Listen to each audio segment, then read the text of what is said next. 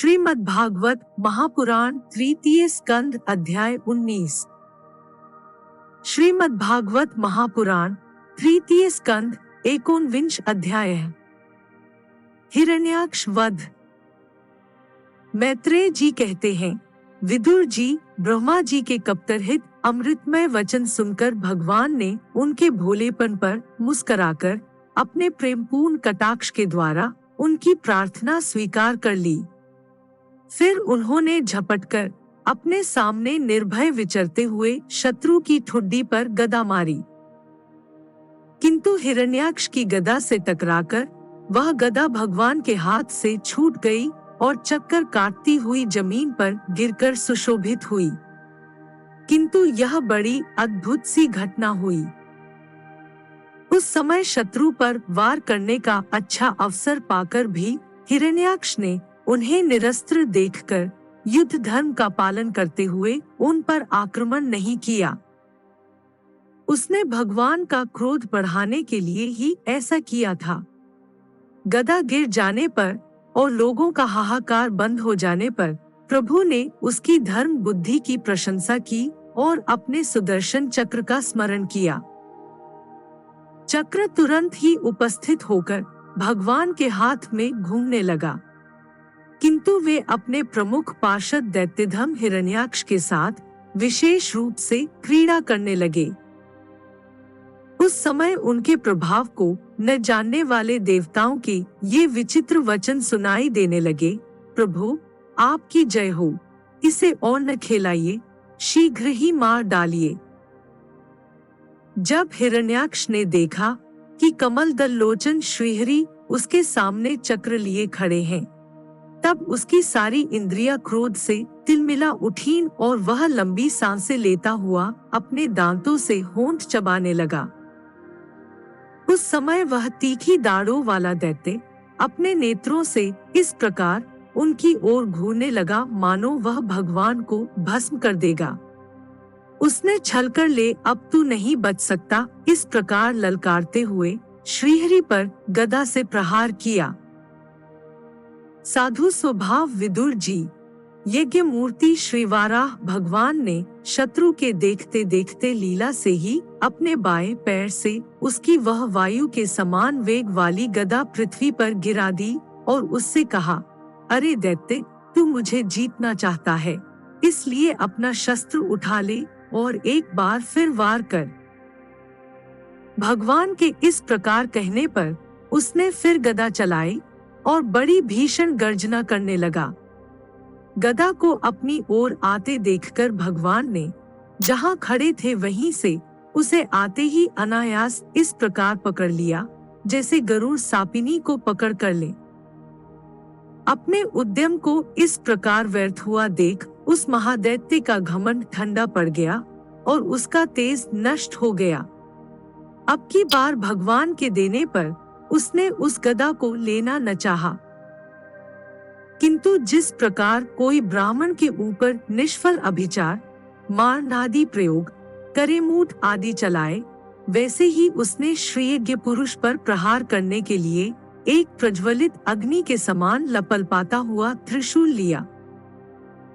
महाबली हिरण्याक्ष का अत्यंत वेग से छोड़ा हुआ वह तेजस्वी त्रिशूल आकाश में बड़ी तेजी से चमकने लगा।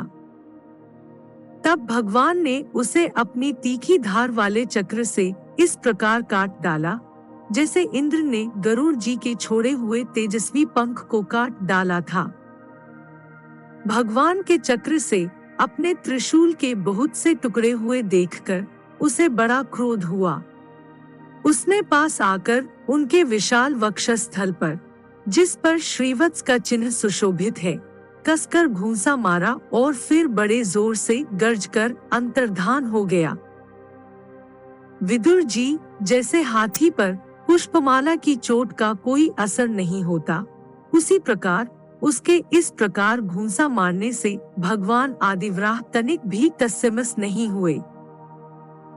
तब वह महामायावी दैत्य मायापति श्रीहरि पर अनेक प्रकार की मायाओं का प्रयोग करने लगा, जिन्हें देखकर सभी प्रजा बहुत डर गई और समझने लगी कि अब संसार का प्रलय होने वाला है।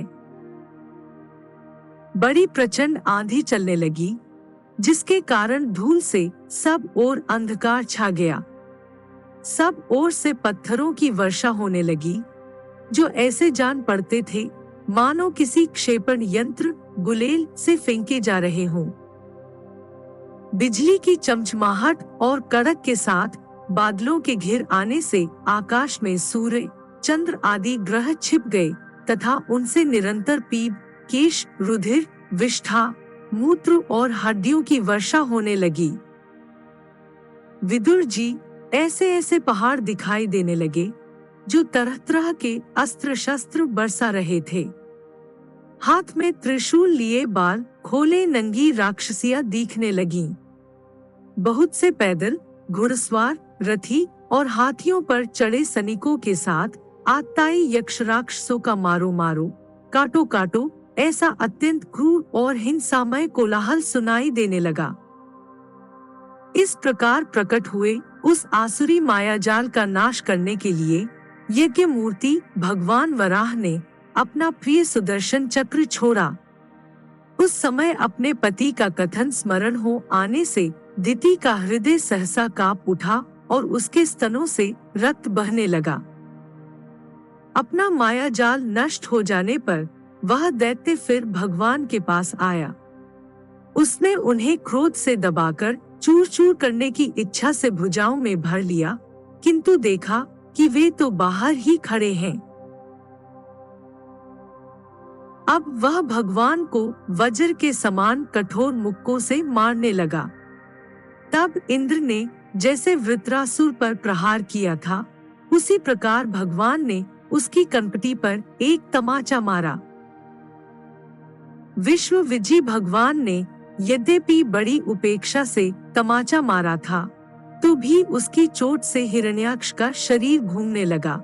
उसके नेत्र बाहर निकल आए तथा हाथ पैर और बाल छिन्न भिन्न हो गए और वह निष्प्राण होकर आंधी से उखड़े हुए विशाल वृक्ष के समान पृथ्वी पर गिर पड़ा।